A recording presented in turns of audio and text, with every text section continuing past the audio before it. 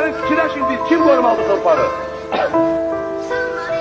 Gün hamının anası da, başlı da, namusu da, gayreti de bu torpaktır. Bu torpaktan kim kalacak? Mehdi meydana kalacak. Mekanın cennet, cennet olsun oğul. Qəbrin nurla, nurla dolsun oğul. Mekanın cennet, cennet olsun oğul.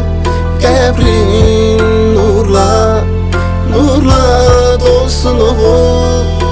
Bugün şehidim köçtü evimizden, itti gözümüzden, ama gitmir kalbimizden.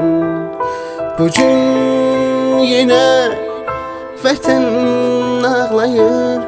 Sen uyu şehidim, sen uyu mezarda.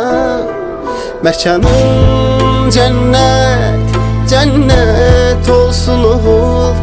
Qəbrin nurla, nurla dolsun oğul.